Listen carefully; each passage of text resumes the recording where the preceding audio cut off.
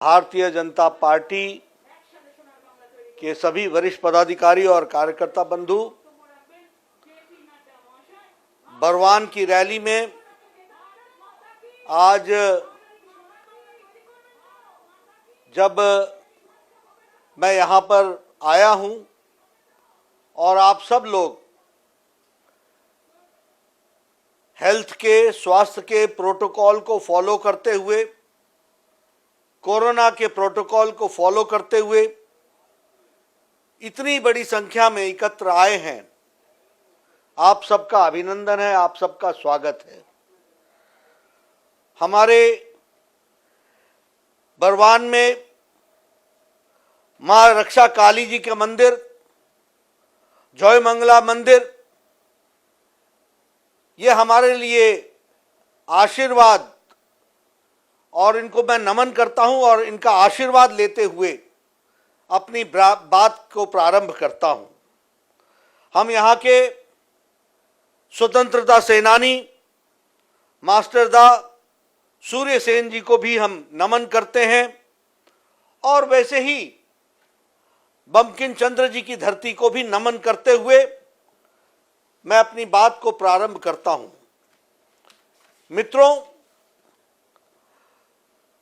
जहां तक बंगाल का सवाल है और चुनाव का सवाल है, मैं ये दृढ़ संकल्प के साथ कह सकता हूं कि जो मुझे वातावरण बंगाल में दिखा है,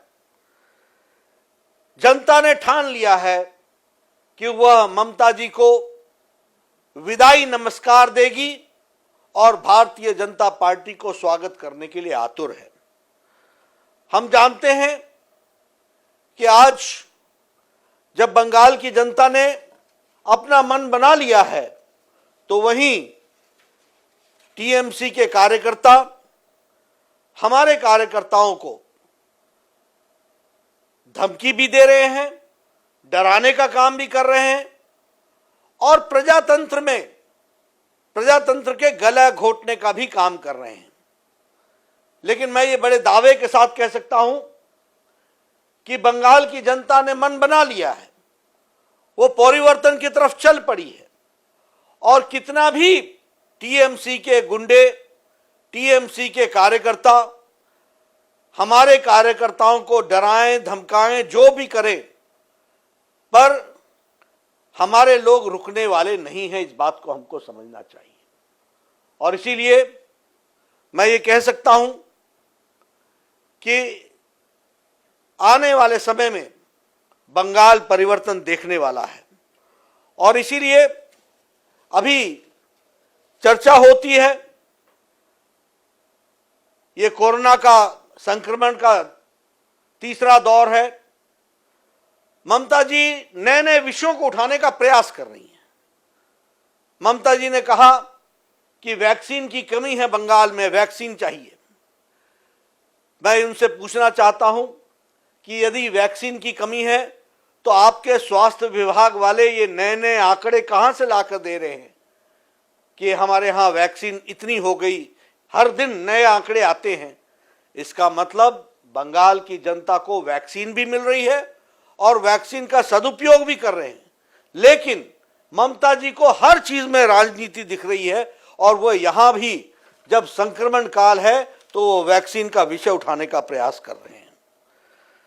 हम जानते हैं कि प्रधानमंत्री मोदी जी ने देश के सभी लोगों को एक परिवार की तरह समझ करके सबकी चिंता करने का प्रयास किया है। हम जानना चाहते हैं कि प्रधानमंत्री जी की मीटिंग में ममता जी क्यों नहीं आती हैं? उनका इतना अहंकार क्यों बढ़ा हुआ है? क्या वो बंगाल के लोगों से उनका अहंकार बढ़ा है? क्या बंगाल के लोगों की चिंता करना उनका काम नहीं है? और क्या जो प्रधानमंत्री जी स्वास्थ्य के दृष्टि से, अन्य दृष्टि से बंगाल की जनता को सुविधा पहुंचाना चाहते हैं, उसके बीच में वो रोड़ा बनकर के क्यों खड़ी होती हैं और फिर राजनीतिक दृष्टि से कहती हैं कि यहां वैक्सीन नहीं मिल रही है, यहां व्यवस्था नहीं हो रही है। जब प्रधानमंत्री जी बैठक बुलाते हैं तो उसमें वो आती नहीं है, उसमें आने में उनका अहंकार सामने आ जाता है, कोई ना कोई बहाना बना करके बचने का प्रयास करती हैं। मुझे लगता है कि वो समझ चुकी हैं कि आने वाले समय में 2 तारीख के बाद वहां से ममता जी बंगाल का प्रतिनिधित्व नहीं करेंगी। बंगाल का प्रतिनिधित्व बंगाल का बेटा भारतीय जनता पार्टी का कार्यकर्ता करेगा। इस बात को हमको ध्यान में रखना चाहिए। और इसीलिए मैं एक और बात कहना चाहूंगा कि कल ही 3 दिन पहले प्रधानमंत्री जी ने गरीब कल्याण योजना के तहत 80 करोड़ की जनता को 5 किलो गेहूं और 5 किलो अनाज देने का फैसला किया है। यह फैसला बहुत ही सराहनीय है और यह फैसला जमीन पर लोगों को मिलना चाहिए। पिछली बार जिस तरीके से ये चौल चोर की सरकार ने गरीब जनता को देने से इनकार किया था, ऐसे लोगों को घर पे बैठाना जरूरी है। और मई और जून महीने के लिए जो 80 करोड़ की जनता को 5 किलो अनाज देने का फैसला प्रधानमंत्री जी ने किया है और इसके लिए 26,000 करोड़ रुपए खर्च हो रहे हैं। इसका लाभ बंगाल की जनता भी उठाए और बंगाल की जनता को भी उठाना चाहिए। ये मैं आपसे चर्चा भी करता हूं, आपसे निवेदन भी करता हूं और आप लोगों से ये भी चाहता हूं कि आप इसके डिस्ट्रीब्यूशन में अपना पूरा का पूरा योगदान करें ताकि सही लोगों को जो जरूरतमंद है उनको ये चीज मिल सके। इसकी भी हमको चिंता करनी चाहिए। जहां हम बंगाल की सरकार की बात कर रहे हैं, मुझे बड़े दुख के साथ कहना पड़ता है कि ममता जी की सरकार मां, माटी, मानुष इस नाम पर आई थी, लेकिन दुख के साथ यह कहना पड़ता है कि ममता जी ने न मां की चिंता की, न माटी की चिंता की और न ही मानुष की चिंता की। अगर मैं मां की चिंता की चर्चा करूं, कहती हैं मैं बंगाल की बेटी हूं, मैं बंगाल की दीदी हूं। अरे बंगाल की मां तो शोभा मजुमदार भी थी। बंगाल की माएं तो वो भी थी जो भारतीय जनता पार्टी के 130 कार्यकर्ताओं के मां की गोद सूनी हुई। बहनों ने अपने भाई खोया, मां ने अपना बेटा खोया। 130 से ज्यादा जाने गई हैं।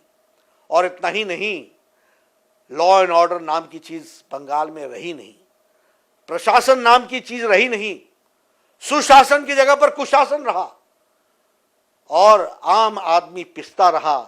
यह हालत रही मां की। अगर मैं मां की बात करूं तो मुझे दुख के साथ कहना पड़ता है सबसे ज्यादा रेप केसेस, बलात्कार के केस बंगाल में है। सबसे ज्यादा एसिड अटैक बंगाल में है। सबसे ज्यादा अनरिपोर्टेड केसेस बंगाल में है। सबसे ज्यादा ह्यूमन ट्रैफिकिंग बंगाल में है और सबसे ज्यादा अनरिपोर्टेड केसेस भी बंगाल में है। क्राइम रिकॉर्ड ने कोई भी रिपोर्ट नहीं किया है। यह हमको ध्यान में रखना चाहिए। यह बंगाल की बहनों का हाल है। घरों में अत्याचार महिलाओं पर सबसे ज्यादा बढ़ा है। डोमेस्टिक वायलेंस सबसे ज्यादा बढ़ा है। अनरिपोर्टेड केसेस, जैसा मैंने कहा, रेप के भी unreported cases, unreported murder cases भी है, सबसे ज्यादा बंगाल में है। और वहां कहते हैं कि मां की चिंता करेंगे।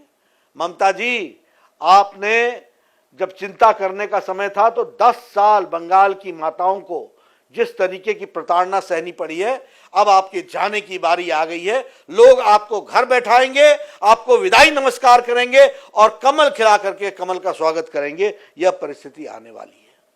अगर मैं माटी की बात करूं तो यही माटी बंगाल की जो विकास की दृष्टि से एक समय जानी जाती थी, यह आज एक पिछड़ा प्रदेश बन गया। लोगों को नौकरियां नहीं है, युवाओं को अवसर नहीं है, कोई उद्योग धंधे नहीं चल रहे हैं। यह कैसा बंगाल आपने बना दिया। लोग पलायन कर रहे हैं। बंगाल छोड़ करके हजारों किलोमीटर दूर जाकर के अपने 2 वक्त की रोटी मुनस्सर करने के लिए वो काम कर रहे हैं और आप कहती हैं कि बंगाल की मिट्टी की चिंता होगी। ममता जी, 10 साल आपने बंगाल को पिछड़ा रखा है और 10 साल पीछे कर दिया आपने बंगाल को। मैं ये जरूर कहना चाहता हूं कि अब आपकी जाने की बारी है। भारतीय जनता पार्टी की सरकार बनेगी और बंगाल को विकास की ओर ले जाने का काम हम करेंगे। जहां तक मानुष का सवाल है, जितना दंगे, जितनी लड़ाई, जितने झगड़े और अनरिपोर्टेड केसेस और कुशासन बंगाल के लोगों ने सहा है, देखा है, वह अकल्पनीय है। और इसलिए आज बंगाल न्याय मांग रहा है। आज बंगाल टोलाबाजी, तुष्टीकरण, तानाशाही से निजात मांग रहा है। हर बात पर टोलाबाजी। कोई घर के आगे दो कमरे बनाना चाहे टोलाबाजी दो, विकास करना चाहे टोलाबाजी दो, दुकान खड़ी करना चाहे टोलाबाजी दो, दुकान चलाए टोलाबाजी दो। हर बात पर टोलाबाजी, हर बात पर टोलाबाजी। बंगाल के कार्यकर्ताओं को कटमनी कटमनी कटमनी, हर जगह कटमनी। और ममता जी ने खुद कहा है कि कटमनी वापस करो। इसका मतलब उन्होंने स्वीकार कर लिया कि टीएमसी के कार्यकर्ता अंधाधुंध कटमनी इकट्ठा कर रहे हैं। और अगर हम तुष्टीकरण की बात करें तो दुर्गा पूजा का विसर्जन रोक दो, सरस्वती पूजा रोक दो। जिस दिन राम जन्मभूमि पर शिलान्यास प्रधानमंत्री, यशस्वी प्रधानमंत्री मोदी जी कर रहे हो, उस दिन कर्फ्यू लगा दो। मित्रों, अब मुझे इस साल पता चला कि टीएमसी के कार्यकर्ताओं को कहा गया कि सरस्वती पूजा मनाओ। अब सरस्वती पूजा मना करके क्या होगा? 10 साल तुमने रोका है, अब तो घंटी बजाने से कुछ नहीं होगा। आपकी घंटी बज चुकी है, आपको लोग घर बैठाने के लिए तैयार हैं और भारतीय जनता पार्टी को आगे बढ़ाने के लिए तैयार है। इसलिए हम तुष्टीकरण के भी खिलाफ चुनाव लड़ रहे हैं, उसको भी हमको ध्यान में रखना चाहिए। और वैसे ही तानाशाही, हर जगह गुंडागर्दी, हर जगह लोगों को दबाना, हर जगह धमकाना। जैसा मैंने कहा, अभी वो चुनाव हार चुकी हैं, अब उनके कार्यकर्ता हमारे कार्यकर्ताओं को धमकी दे रहे हैं, वोट मत देने आना। मित्रों, आप निडर होकर के वोट डालिए। आप 7वें और 8वें फेज में अंतिम धक्का इस सरकार को लगाना है और कमल खिलाना है। उसके लिए आप काम में जुटिए, यही मैं आपको निवेदन करने के लिए आया हूं। मित्रों, प्रधानमंत्री जी ने विकास के बहुत से काम आपके लिए किए हैं। फिर चाहे वो सौभाग्य योजना हो, फिर चाहे वो उज्ज्वला योजना हो, फिर चाहे वो उजाला योजना हो, फिर चाहे वो स्वच्छ भारत अभियान हो, फिर चाहे वो आयुष्मान भारत हो, फिर चाहे वो प्रधानमंत्री किसान सम्मान निधि हो, फिर चाहे वो प्रधानमंत्री आवास योजना हो। नई योजनाओं को लेकर के बंगाल की तस्वीर और तकदीर बदलने के लिए प्रधानमंत्री जी आतुर हैं। लेकिन आपके विकास के बीच में रोड़ा बनकर के खड़ी हैं तो ममता जी खड़ी हैं। उसके बावजूद भी विकास करने का प्रयास हुआ है। स्वच्छ भारत अभियान में 1,14,00,000 लोगों को इज्जत घर देने का काम हुआ है। यह छोटी घटना नहीं है। 1,14,00,000 और सारे देश में 11 करोड़ इज्जत घर बने, 11 घर टॉयलेट्स बने हैं, 11 करोड़ के आसपास शौचालय बने हैं। इसका मतलब 1,14,00,000 टॉयलेट्स बनने का मतलब यह हुआ कि बंगाल की बहनें, लगभग 1,14,00,000 परिवार की बहनें अपने दैनिक नित्य कर्म के लिए वो घर से बाहर जाया करती थी और उनको कितना मुश्किलों का सामना करना पड़ता था। सूर्योदय और सूर्यास्त का इंतजार करना पड़ता था। सूर्योदय से पहले और सूर्यास्त के बाद उनको घर से बाहर निकलना पड़ता था। मोदी जी ने 1,14,00,000 बहनों को इज्जत घर दे करके महिलाओं का सशक्तिकरण किया है। इस बात को भी हमको समझना चाहिए। उज्ज्वला योजना में जहां 8 करोड़ बहनों को गैस के सिलेंडर दिए गए, वहीं बंगाल में 78 लाख लोगों को, बहनों को यह सिलेंडर देने का काम हुआ है। आयुष्मान भारत में मैंने पहले कहा कि 4,64,00,000 लोगों को यह सुविधा मिलनी थी, लेकिन बंगाल की जनता को यह सुविधा लेने नहीं दी। मैं स्वास्थ्य मंत्री था उस समय, मोदी जी ने मेरी जिम्मेवारी लगाई थी। मैंने उस समय चिट्ठियां लिख करके 4,64,00,000 की जनता को ये 5 लाख रुपए का हेल्थ कवर देने का तय किया था। और मुझे याद है कि जब ये चिट्ठियां बंगाल पहुंची थी तो उन्होंने पोस्टमैन से और पोस्ट ऑफिस में वो चिट्ठियां फड़वा दी थी। वो चिट्ठियां जनता को जाने नहीं दी थी। आयुष्मान भारत से उनको वंचित रखा। कितनी संख्या? 4,64,00,000 लोग थे। मित्रों, अब 2 तारीख को हमारी सरकार बनेगी और हमारा पहले सरकार का यह फैसला होगा कि 4,64,00,000 लोगों को 5 लाख रुपए का हेल्थ कवर सालाना दिया जाएगा, पूरे परिवार को दिया जाएगा। इसकी हम चिंता करेंगे। उसी तरीके से प्रधानमंत्री आवास योजना, घर बनने हैं, 2 करोड़ के आसपास घर बन चुके हैं। हर एक के ऊपर पक्की छत हो, यह मोदी जी का सपना है जिसको हमको पूरा करना है। साफ नलके का पानी घर में पीने के लिए मुयस्सर हो सके, इसकी चिंता करनी है। जल शक्ति मिशन के तहत यह काम करना है। लेकिन ये सारे कामों के बीच में ममता जी रोड़ा बनी हुई हैं। आपने 2 तारीख को उनको विदाई देनी है और उसके बाद आवास भी बनेंगे और जल भी आपके गांव में, आपके घरों तक स्वच्छ पानी पहुंचेगा, इसकी चिंता की जाएगी। प्रधानमंत्री किसान सम्मान निधि, लगभग 76 लाख किसान हैं बंगाल में और प्रधानमंत्री जी ने 11 करोड़ किसानों को 6-6 हजार रुपए साल का प्रधानमंत्री किसान सम्मान निधि में देना तय किया है। 3 साल हो गए, ममता जी बोलती है होबे ना होबे ना होबे ना कौरबे ना, उन्होंने नहीं करने की ठान रखी है। अब हमारी सरकार 2 तारीख को बनेगी, पिछला 3 साल का बकाया 18,000 रुपए भी देंगे और साथ में 18,000 रुपए के साथ साथ 10,000 रुपए सालाना भी बंगाल के किसानों को दिया जाएगा। किसान सम्मान निधि के तहत यह किया जाएगा। 4,000 रुपए जो लैंडलेस लेबर है, जिसके पास जमीन नहीं है, उसकी व्यवस्था की जाएगी। 60 साल से ऊपर की उम्र के किसानों के लिए 3,000 रुपए उनकी पेंशन दी जाएगी, इस बात की व्यवस्था की जाएगी। इसलिए मित्रों, हर दृष्टि से बंगाल की किसानों की चिंता करना यह हमारा काम है और इसको हमने करने का काम में कोई कसर नहीं छोड़ी है, यह हमको ध्यान रखना चाहिए। मित्रों, यूपीए की सरकार थी, मोदी जी के पहले यूपीए की सरकार ने, मनमोहन सिंह जी ने बंगाल को 1,32,000 करोड़ रुपए, यानी 1 लाख करोड़ और 32,000 करोड़, ये उन्होंने बंगाल के विकास के लिए दिया था। लेकिन जब से मोदी जी की सरकार बनी है तो मोदी जी ने 4 लाख करोड़ और 32 लाख ये देने का तय 32,000 करोड़ ये देने का तय किया है, यानी 4 गुना ज्यादा देने का तय किया है। यह भी हमको ध्यान में रखना चाहिए। आज बंगाल में 53 हमारे प्रोजेक्ट्स आए हैं रेलवे के और उसमें लगभग 48,000 करोड़ रुपए खर्च हो रहा है।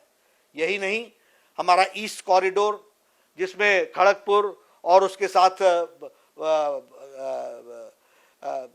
उसको जोड़ने का जो प्रयास हुआ है वो भी हम लोग जानते हैं। ईस्ट वेस्ट कॉरिडोर, जिसमें भुसावल से लेकर के दामकुमी तक जोड़ने का प्रयास हुआ है, वो भी हम जानते हैं। हर तरीके से प्रयास हुआ है कि विकास किया जाए। सोलार सेंटर्स बने हैं, मधुग्राम में, न्यू टाउन में और हावड़ा में, तीनों जगह सोलार सेंटर्स बने हैं। इस तरीके से काम को बढ़ाया जा रहा है।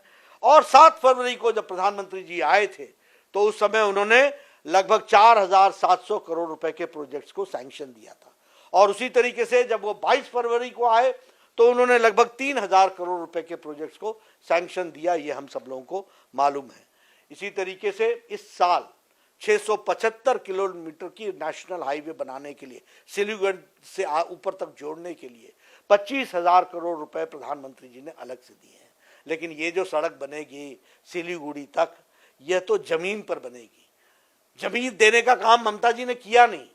अब हमारी सरकार आएगी, जमीन भी मिलेगी और विकास भी होगा, इस बात को समझना चाहिए। जैसा मैंने कहा कि ईस्ट कॉरिडोर में खड़गपुर से विजयवाड़ा तक और ईस्ट वेस्ट कॉरिडोर में भुसावल, खड़गपुर और दामकुमी तक, ये 3 जगहों को जोड़ने का काम ईस्ट वेस्ट कॉरिडोर में होगा। इसको हम आगे बढ़ाएंगे। और इसके साथ साथ ये जो पेतुआ घाट है, फिशिंग हार्बर यहाँ पर भी बनेगा, उसकी भी योजना बन चुकी है। और इसके साथ साथ हमारे उत्तर बंगाल में जो चाय के बागान में काम करने वाली महिलाएं हैं, इनके लिए 1 लाख करोड़ रुपए की व्यवस्था की गई है और इसमें उनकी शिक्षा, स्वास्थ्य, उनका आर्थिक पिछड़ापन दूर करने का, ऐसे सारे बड़े काम को लेकर के हम आगे चलने वाले हैं। जहाँ तक स्वास्थ्य का सवाल है, हम महिलाओं को, बहनों को फ्री हेल्थ केयर देंगे और इसके साथ साथ पब्लिक ट्रांसपोर्ट में उनकी फ्री आवाजाही की व्यवस्था की जाएगी। उनको आत्मनिर्भर बनाने के लिए 5,000 करोड़ रुपए वुमेन को सेल्फ हेल्प ग्रुप्स में दिया जाएगा। और इसी तरीके से बच्चियों की जब 18 साल की होंगी तो उनको 2 लाख रुपए की आय की व्यवस्था, उनको 2 लाख रुपए की सब आर्थिक व्यवस्था की जाएगी ताकि वो अपना जीवन ठीक ढंग से यापन भी कर सकें और इज्जत के साथ वो आगे बढ़ सकें। इन योजनाओं को लेकर के हम बढ़ रहे हैं। जहाँ तक युवाओं का सवाल है, 10,000 युवाओं को कम से कम हम स्टार्टअप्स में 25 लाख रुपए देने का हमने निर्णय किया है।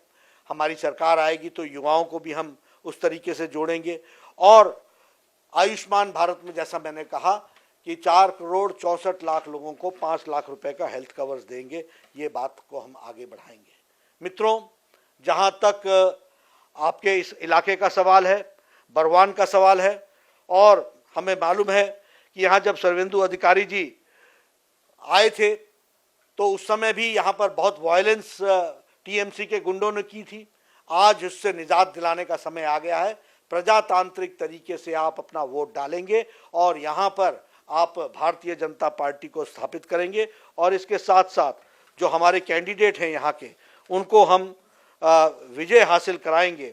और जो हमारे अमेय कुमार दास जी जो कैंडिडेट हैं, जो बहुत ही उत्तम किस्म के व्यक्ति भी हैं, समाज सेवी भी हैं, अच्छे तरीके से लोगों की सेवा करते हैं, इनके लिए आप काम में जुटेंगे, ये हमारा आपसे निवेदन है।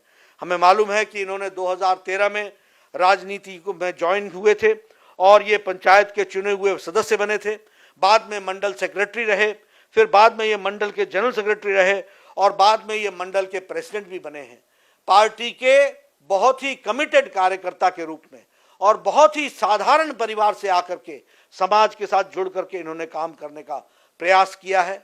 मुझे यह भी मालूम है कि इस इलाके में आपकी अच्छी प्रोडक्टिविटी, अच्छा खेत में उत्पादन होने के बावजूद भी चीज़ों को संभालने की व्यवस्था नहीं है और उसके प्रोसेसिंग करने की व्यवस्था नहीं है। इसलिए हमारे मार्जिनल फार्मर्स जो काम कर रहे हैं उनको उचित दाम नहीं मिल पाता है।